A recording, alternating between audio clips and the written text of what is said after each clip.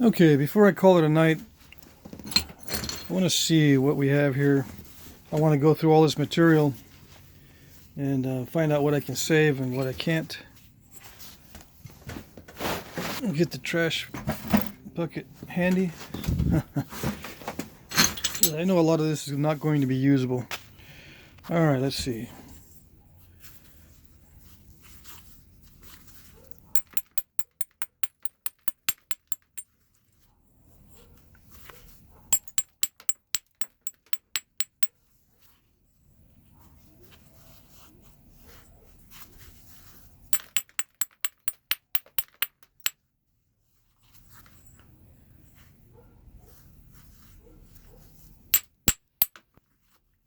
Now this, it seems pretty solid right here next to the outside of the stone.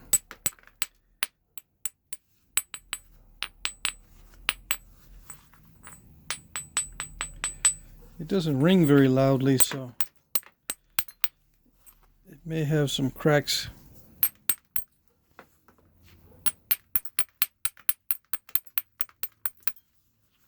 Other than all these little small ones, it might have some major cracks. You see that layer that goes in about, I don't know, little over 1/8 of an inch from the cortex. Looks pretty good, but then it gets into the middle and it's pretty rough.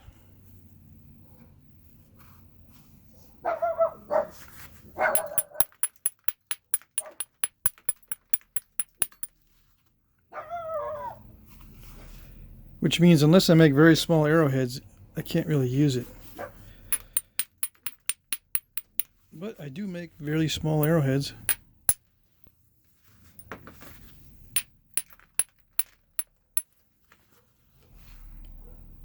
But it seems I'm going to have to take all that off. I don't know, I just see too many cracks.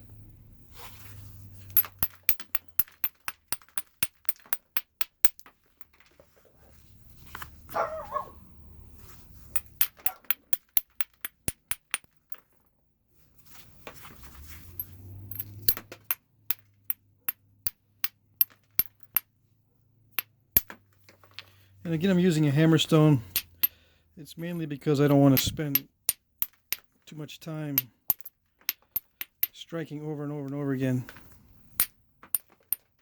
with a piece of antler.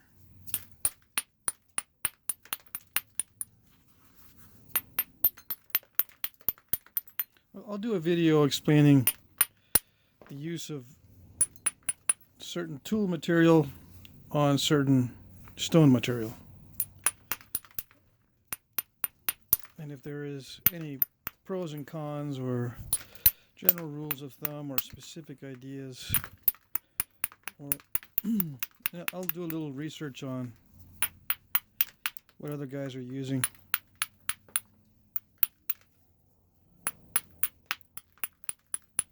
I know a lot of people are using limestone hammerstones. I don't use them at all, actually. If I do, it's because I'm just doing it out of curiosity. I don't find they are particularly useful. Although I have several videos where I do pick up a limestone hammerstone.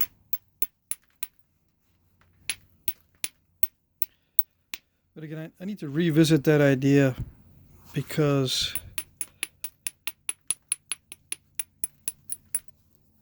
I can feel my flint knapping is, my awareness of my flint knapping is changing.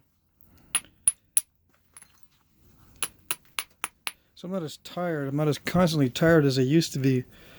You know, fatigue really affects the way you approach different tasks.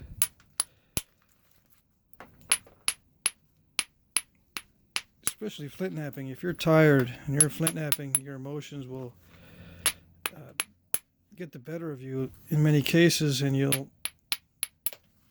nap when you're angry, basically. And your results are different.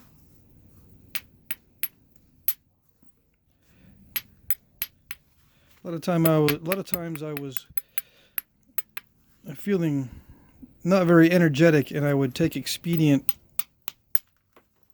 routes to do certain things.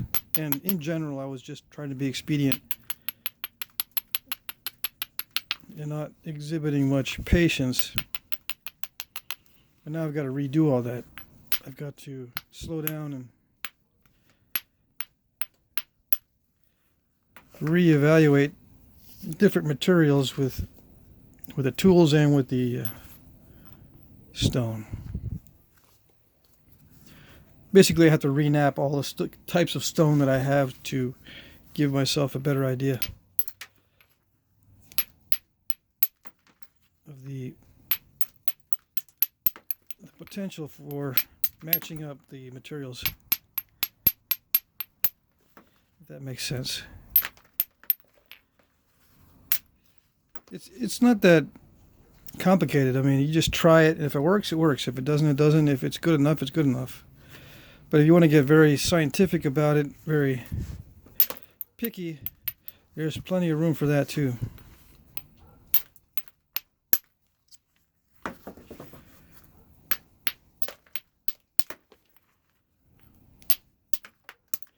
I have a wood billet also. I got asked about that. Figures I put it away. But I do have a wood billet. I have 2 wood billets. Or I had. Yeah. I put those away just before I was doing this heat treating stuff. All right. But I'll get that out. I'll do some videos with wood. It looks like the rest of this is going to be very good, so I'm going to leave it. But this, I'm going to have to remove quite a bit of this. So probably my point is going to be here, and I'm going to take off a lot of this here. Well, we'll see. This is going away too, this little bulge here. You know, with some imagination, you could envision maybe a center tang knife if you thin this out. We'll see. All right. So that one wasn't a total loss.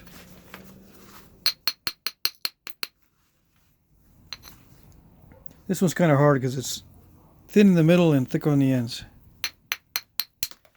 I'm tempted just to crack it in half and then biface these 2 ends. Well, we'll see.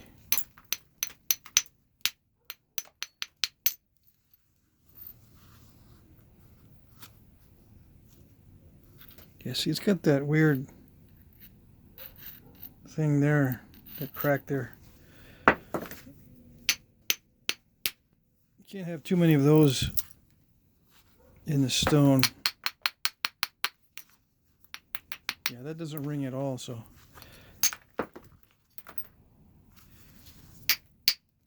This one might be a total loss.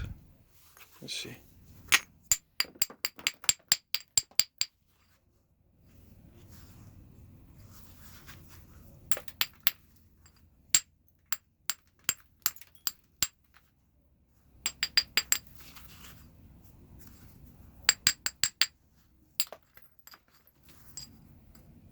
I don't know. This looks pretty good here. If I can capture just under the cortex. I'm going to make the same mistake. If I start banging on here, I'm going to crack it. Let's see.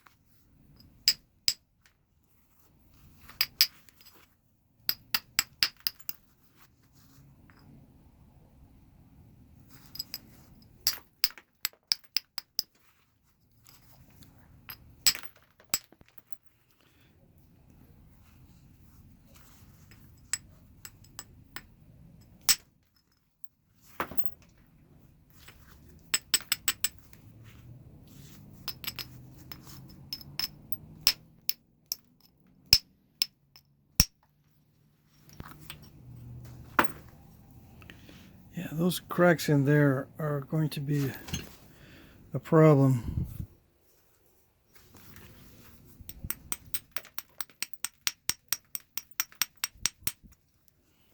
Now I have seen real artifacts with heat damage on the stone, and they still napped, you know, pieces, bifaces out of that heat damaged stone, but they were just bifaces with very simple outlines, so I don't think they were actually utilized. They may have just saved the stone because of the color. Some of the heat damaged artifacts that I saw were made out of very nice, colorful stone.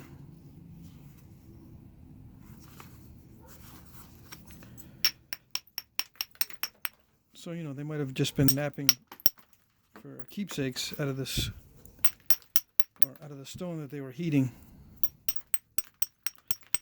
If it wasn't good for a tool, at least it was good for decoration.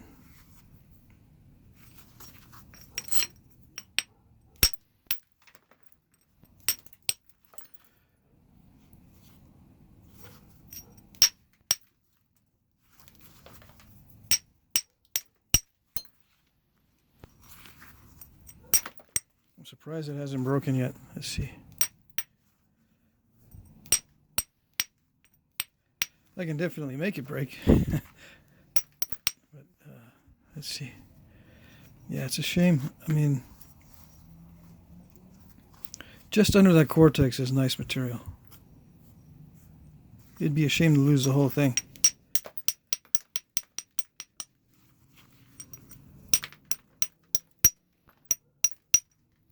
Oops. Something came off of here somewhere.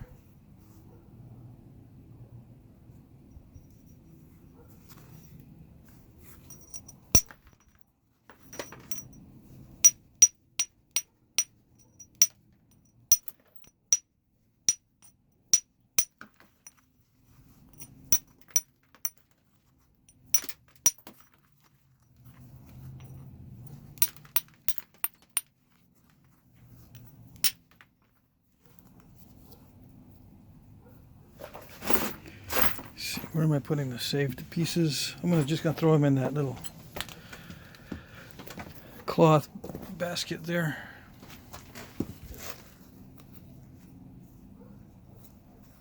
That's a jute. I got a couple of jute baskets.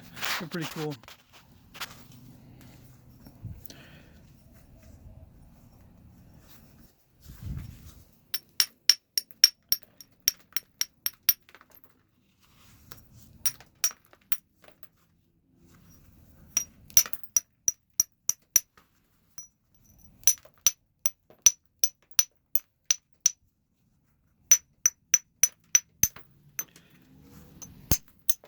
I'm not going to be too aggressive with these. I'm just going to run the video as long as it needs to be run.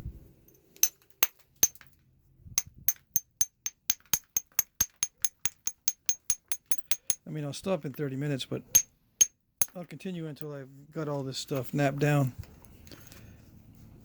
But yeah, if I make a really thin biface, I might be able to save this. If not, you know, it'll probably crack in half and I can make two thin pieces and maybe save some of this cortex, or maybe not use the word save, but retain some of this cortex on one side. It still looks okay on an artifact or on a reproduction of an artifact. Sometimes they did retain some of the cortex.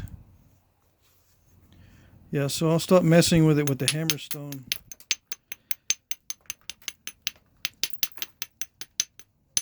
Before I mess it up.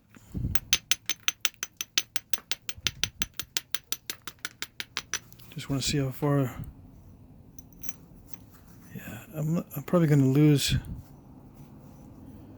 a lot of thickness in this area. I hate to toss it in the good pile when it's got so much material that still is not good.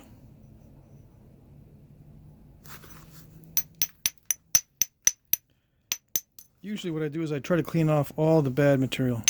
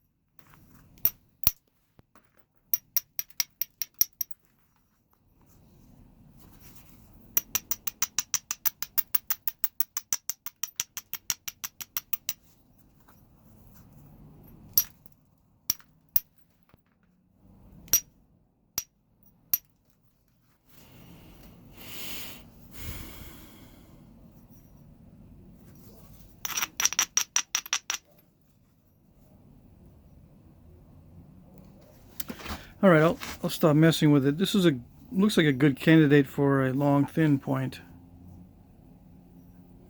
except for that little dip in the middle here. But yeah, okay, that's good enough. I think I got most of it off. There's still a little turtle back there, but that gives it some strength in the middle. I'll have to probably use some indirect percussion to finish this out.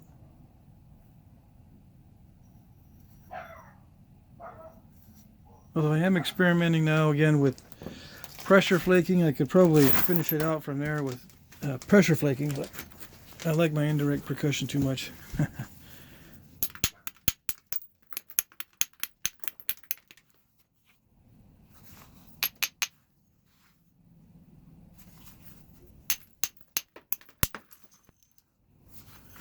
Well, that's nice on this side.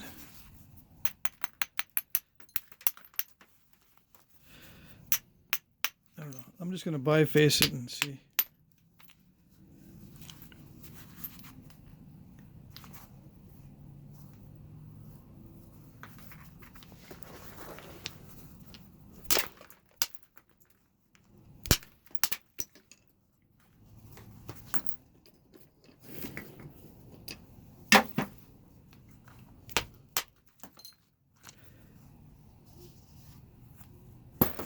This should be okay.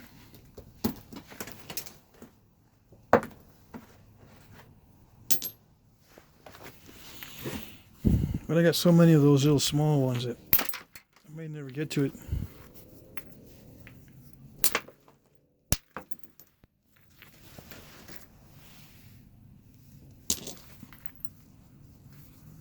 It seems right down the middle is where the bad part is.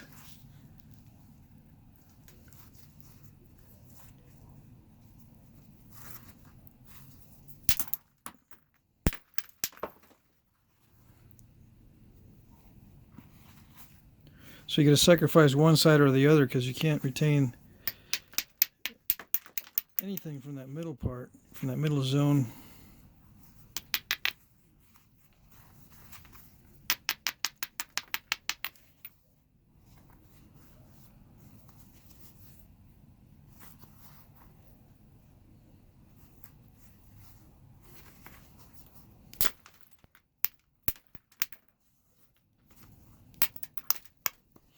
It's a nice kind of greenish color, which is rare.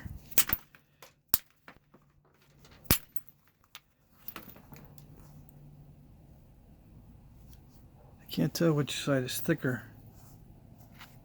Probably this. Well, let's see.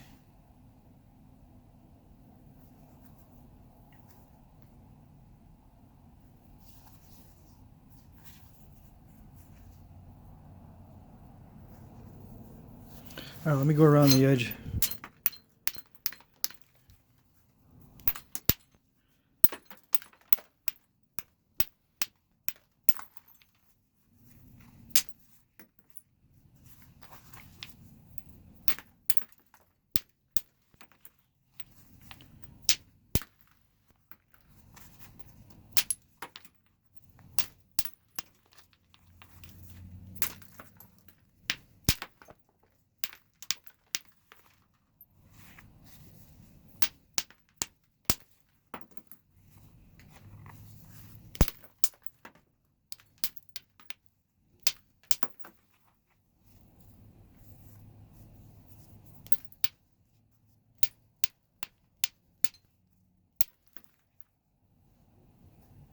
See, this dark material right there isn't so bad, but you get into this area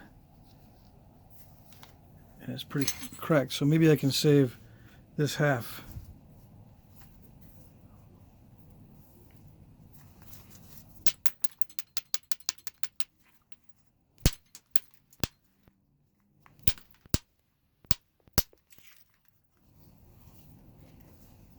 I can use some of that.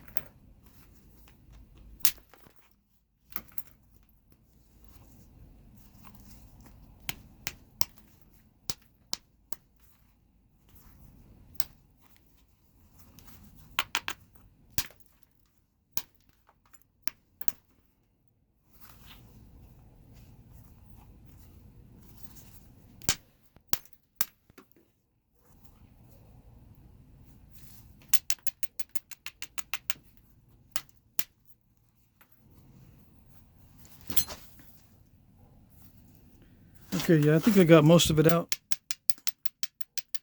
The rest of this is excellent material. There's still a few issues, but I'm going to lose that when I, finish out the point. This is excellent material in here, so I can save that. Okay. Let's see.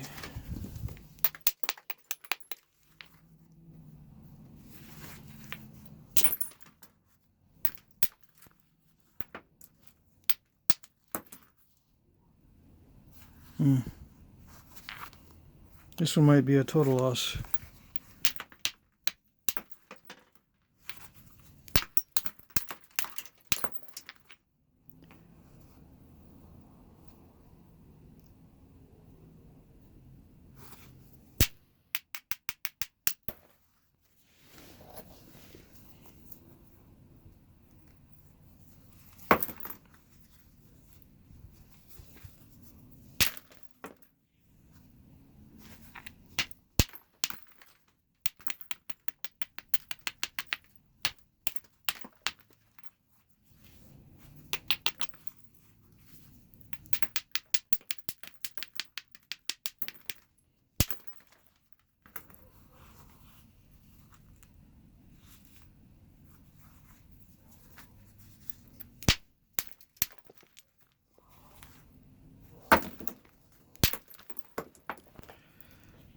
Yeah, it's probably not worth messing with.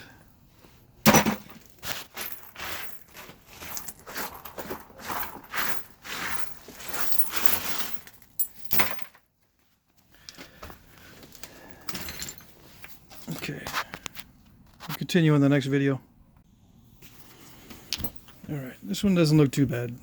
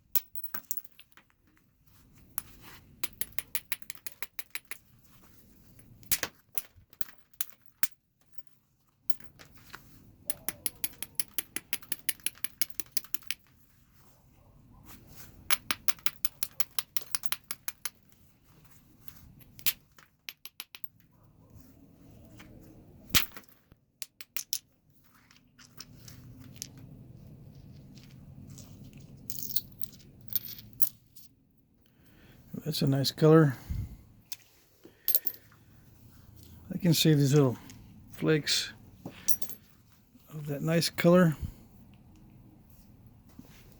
Just keep the point relatively thick in case there is a crack in there.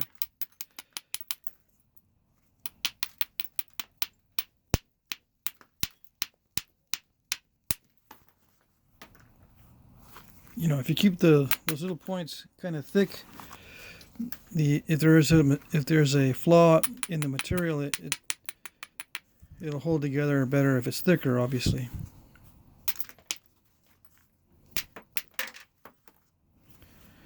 That's what I meant by that. One thing I was just thinking about, when I started flint knapping, hardly anyone was using small hammerstones to reduce bifaces. Mostly everyone was using large hammerstones and billets.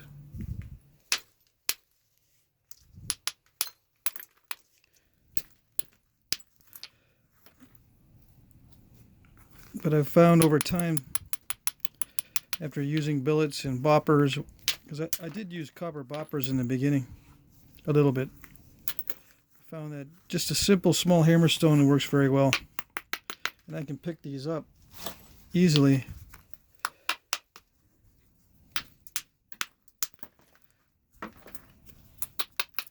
Any place that sells rocks, this type of river stone or field stone or river gravel, Oops. I could probably still use that piece, but that was annoying.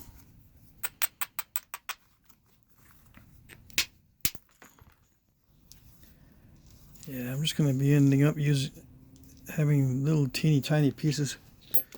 Let's see if we can get a biface out of the rest of it. It's excellent material. I wish I could capture some of that color on a bigger piece. It's more showy on a bigger piece, of course. But yeah, hardly anyone was using small hammer stones. Now I'm seeing a few guys using the small ones.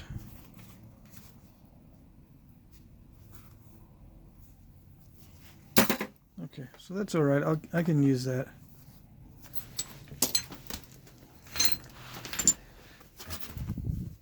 And of course, not many people were using indirect percussion,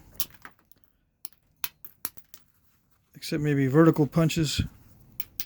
Not many horizontal punch techniques out there at that time.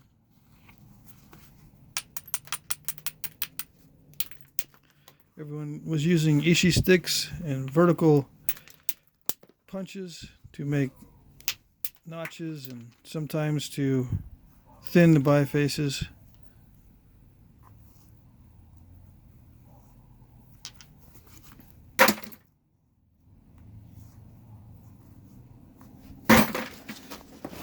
But it just didn't work for me, so I had to come up with something else.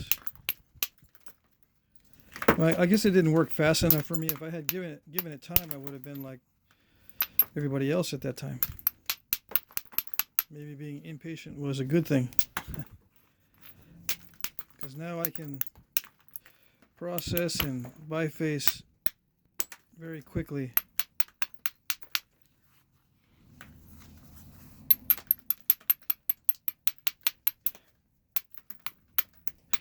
Which comes in handy because a lot of times I don't have more than 30 minutes to come back here and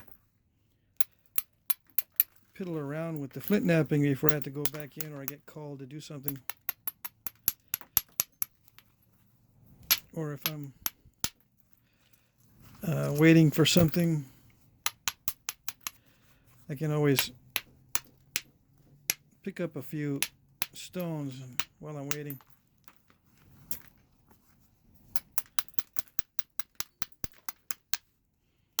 I used to nap on my lunch breaks at work.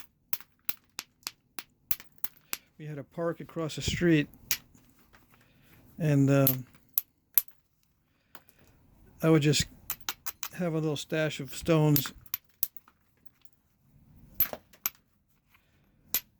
in a bag lunch, and I would just go to the park and park next to the side of the road, and these little flakes, some of them would fly into the truck, some of them would fly into the street. But I'd gather up all the flakes that I could after the lunch break was over and go back to work. Those were pretty relaxing.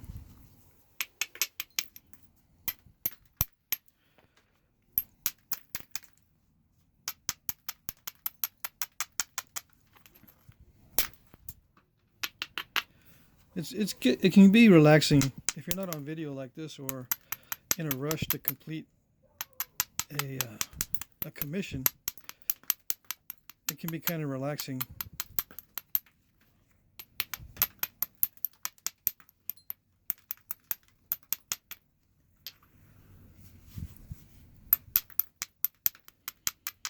And sometimes I have music on in the background and stuff, but I usually don't. I find it kind of distracting.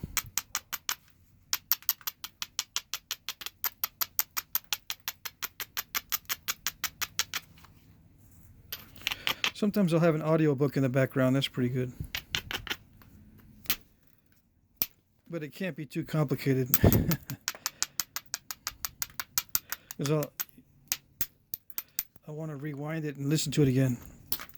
Because I'm focusing on the flint knapping and I'll miss something from the audiobook, and I hate that.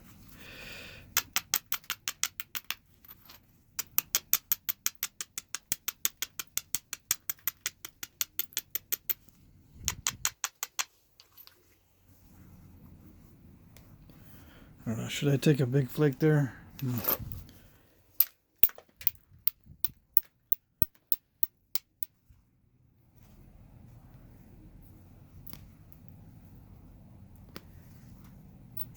I gotta improve this platform if I want to take a flake across that way.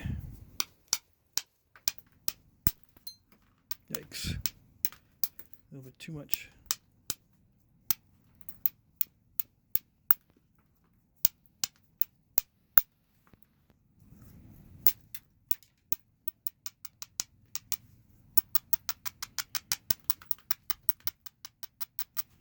And I don't abrade too much. I just kind of brush the edge.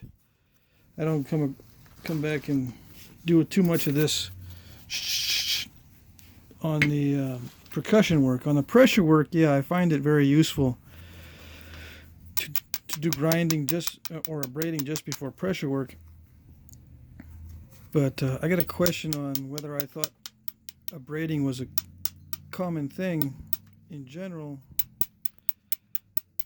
Have I seen evidence for it and so forth? And I have not seen much for abrading at this stage with percussion. I haven't looked closely enough with a magnifying glass to see if there's abraded edges between the pressure flakes on some of these artifacts that I have.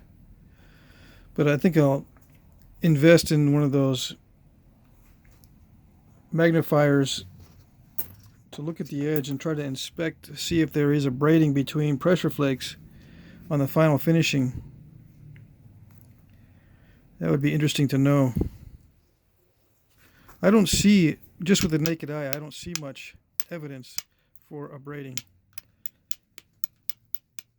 I've got real artifacts that are bifaces, that are preforms, and bifaces that are broken during construction or during manufacture, and they don't have abrading at all on the edges that I can tell. But there is, many instances of beveling, a lot of small flakes being removed, like with brushing or even with pressure. But as far as transverse, I guess that's transverse. I don't know, but grinding in this direction, I don't see. But I need to get, like I said, probably a magnifying glass. There probably is some in this direction just because it's so easy just to brush. But yeah, hope that answers that question. I don't see much with the naked eye, but there could be some there.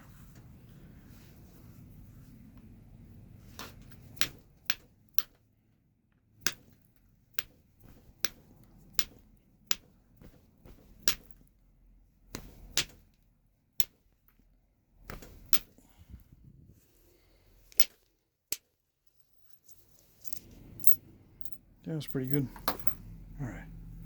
Although I banged up the edge pretty bad. I think I got most of it off there.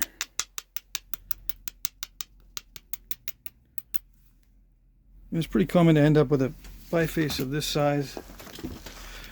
Let's see. A little over 2.5 by 1 3/8. Yeah, you could make a hunting point out of it or something like that. A lot of options.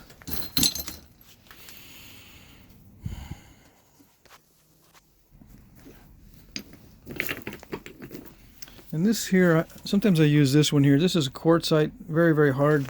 The one I was just using is also quartzite, but it's more grainy. This one it's got thick grains. This has got finer grains. But I still like using this because it's got a nice tip on it.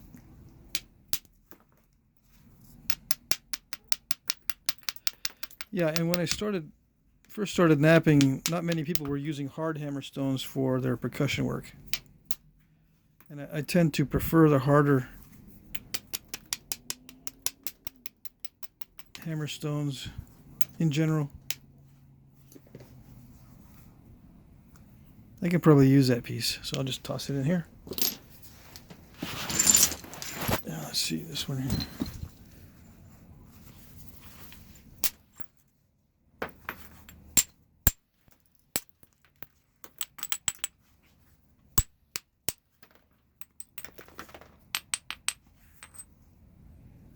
nasty.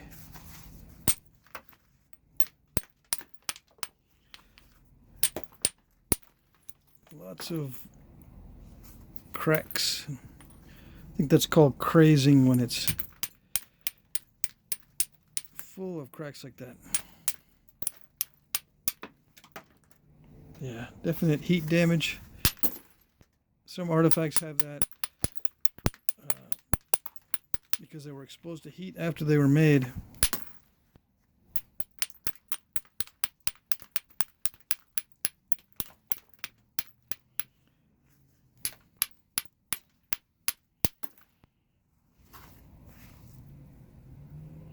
And it takes a little bit of skill to know whether or not they worked with damaged material or the material became cracked from exposure to heat after the item was made.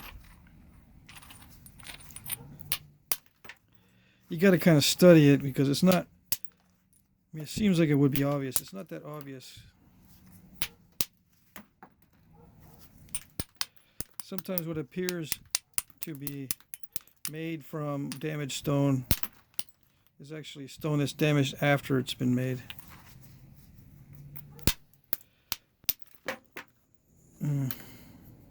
Yeah, I don't know if I want to mess with it. But, you know, a lot of times you can't tell if the stone is damaged on the interior after it's made, you know, and it's exposed to heat unless there's a fire pop on the surface. Sometimes an artifact will look completely fine on the outside, but because it's exposed to heat, it'll have these cracks on the inside. And you'll never know. But some of the ones that I've seen, you could definitely tell they were made from stone that was already heat damaged.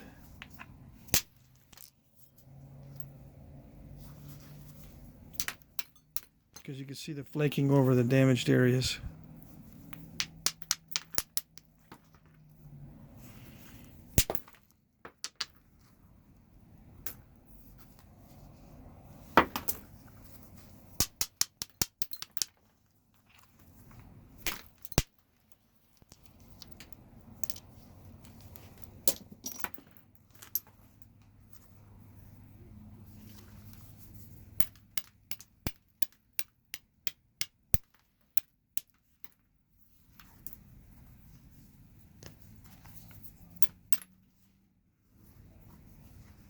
I don't know, might have some issues, but I'll save this piece here. During the reduction of a piece like this, the defects become apparent. And the term is you can work around them. Which I guess it's a good term, but the way I look at it, I tend to eliminate the bad areas instead of trying to incorporate and work around the bad areas. If I see a bad area, I want to eliminate it, so I don't really work around or work with cracked areas. Sometimes I'll work with a hole in the middle or on the, you know, somewhere in there. I'll work around the hole, but I don't like working around cracks, because they will sneak up on you and cause everything to break in half. Okay, yeah, I'll save that.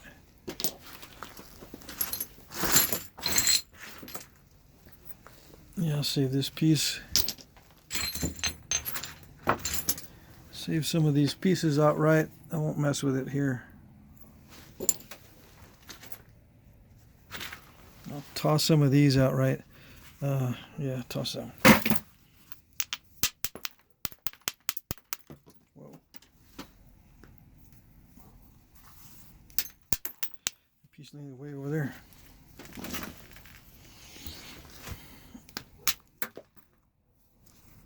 Yeah, I could use this part, but it's got a crack going through there, so I don't know. Yeah, it's got cracks going all through it. All right.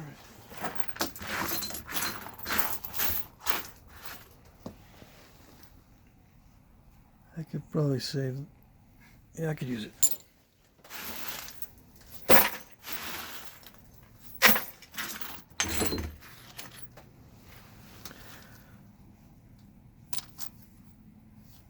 Yeah, these are not bad.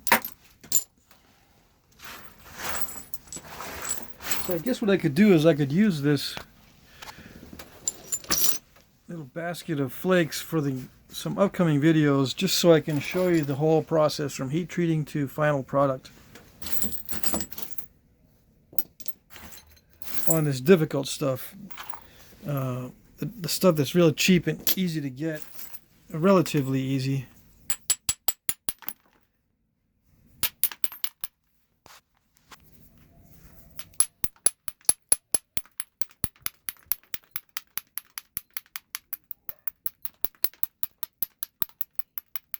Of course, there's nothing cheaper than free, so if that's all you can afford is free stuff, you'll have to work glass or a floor tile, or if you're lucky enough, you can cruise down some dirt roads and find eroded pieces of flint on the margins of the road. That might work, although it's really curved. I'll save it anyway. All right, save the best for last, I guess. All right, let's see.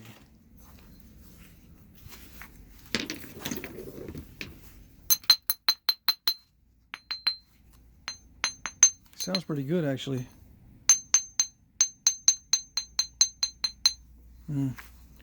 Kind of good.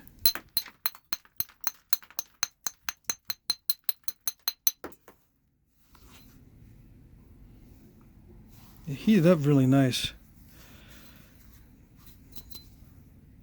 It's just a lot of surface area that has cortex.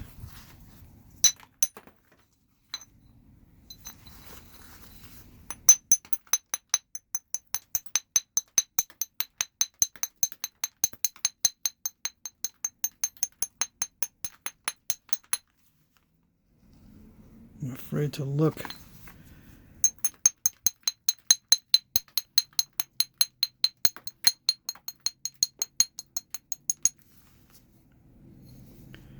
Let's get that crack in there, but it might not be too bad.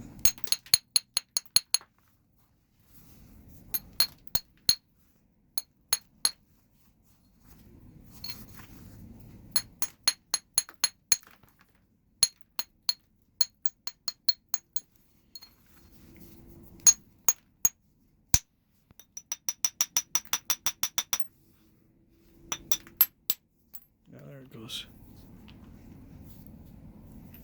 Something weird going on there, but I think I can use that piece. All right.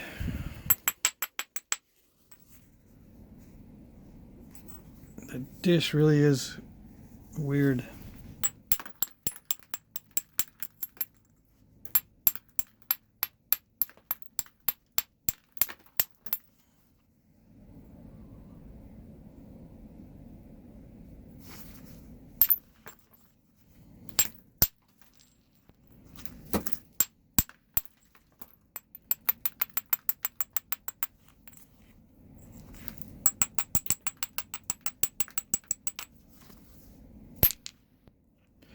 That wasn't too smart. Let's see. Yeah, probably a crack in the side here with the cortex that ran across. All right, let me see.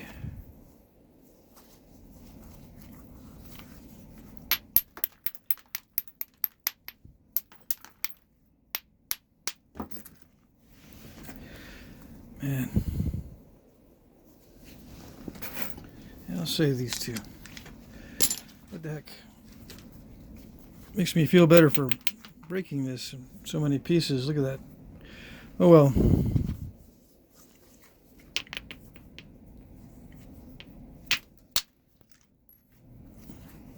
Another small one.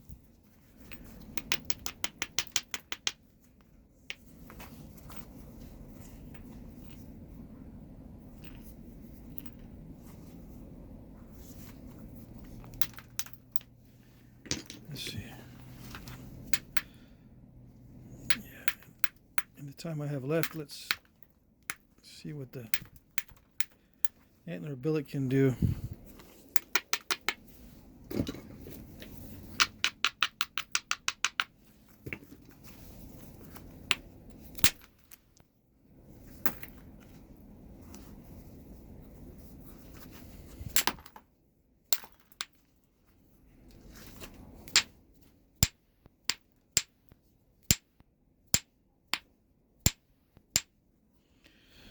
Hmm.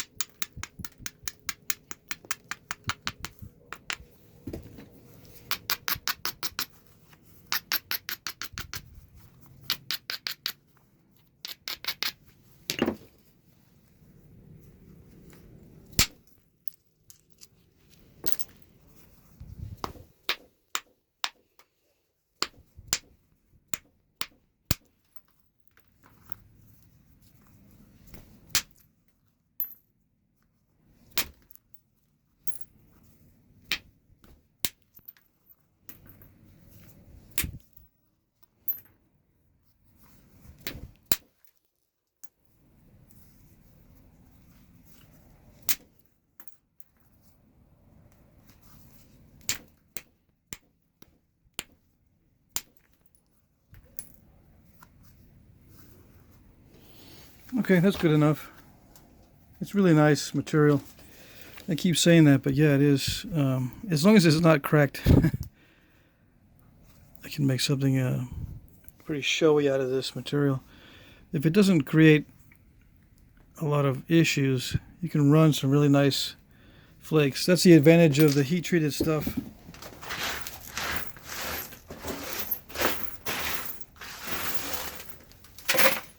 Okay, I think that's it.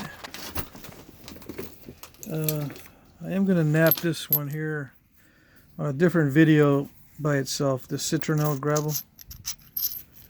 So yeah, most of this was Texas rock. Maybe a couple pieces from, let's see, where is it? New Mexico, I think. But not in this batch. I think, yeah, in the turkey roaster I put some stuff back that was from New Mexico. Some of the yellow, it looked kind of yellowish grayish with some black in there. I think that was some chert from New Mexico, and also this is from Louisiana or Mississippi. So, but most of it's Texas rock. So I had a question on that too. All right.